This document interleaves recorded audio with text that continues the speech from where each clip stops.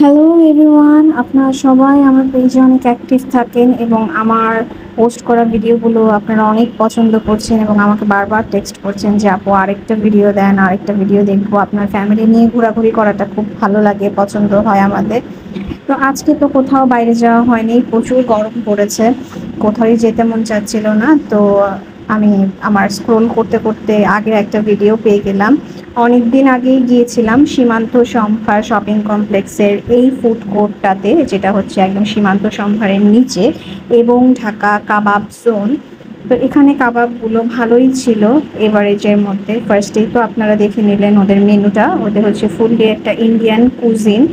আর কাবাবগুলো খুব ভালো করেই ওরা বাইরে দেখলাম যে স্টিম করছিল।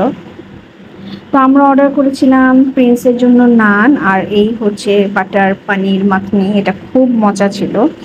আর এটা ছিল হচ্ছে গার্লিক বাটার নান, সাথে সালাদ। আর আমার জন্য অর্ডার করেছিলাম একটা কাবাব, কাঠি কাবাব রোল। এটার মধ্যে প্রচুর পরিমাণে চিকেনের কিউব, ক্যাপসিকাম, সালাদ দেওয়া থাকে এবং আমার এই টাইপের খাওয়াগুলো খুব ভালো লাগে। দ্যাটস ওয়াই আমার জন্য এটা 100-এ 100।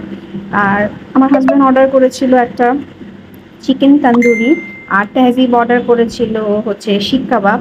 চিকেন তান্দুরিটাও এভারেজের মধ্যে ছিল, বাট শিক কাবাবটা একেবারেই ড্রাই ছিল। সেদিনের আমাদের খাবার এক্সপিরিয়েন্সটা তেমন একটা ভালো ছিল না। তেহজিব কাবাব খুব পছন্দ করে, বাট সেদিনের কাবাবটা খেয়ে সে আসলেই অনেক ডিসঅ্যাপয়েন্টেড। বাট ওদের পরোটার মানটা অনেক ভালো ছিল এবং প্রাইজিংয়ের সাথে খাবারগুলো একদম সামঞ্জস্যপূর্ণ ছিল, যেটা আমি বলবো যে মানে প্রাইসটা খুব বেশি ছিল না, আবার খুব কমও ছিল না, একদম পারফেক্ট ফর ফুড। আর আমার সবচেয়ে বেশি ভালো লেগেছে এই কাঠি কাবাবটা, কারণ সবার খাবারই আমি একটু একটু করে ট্রাই করে দেখি যে আসলে খাবারগুলো কেমন হয়ে থাকে। দেন এই লাচ্ছিটা অর্ডার করি। লাচ্ছিটা আমার কাছে খুব ভালো লেগেছে, মাত্র 120 টাকা ছিল। ভালো লেগেছে দেখেই আমি দেরি না করে আরেকটা অর্ডার করেছি, একদম 2 গ্লাস লাচ্ছি খেয়ে নিয়েছি।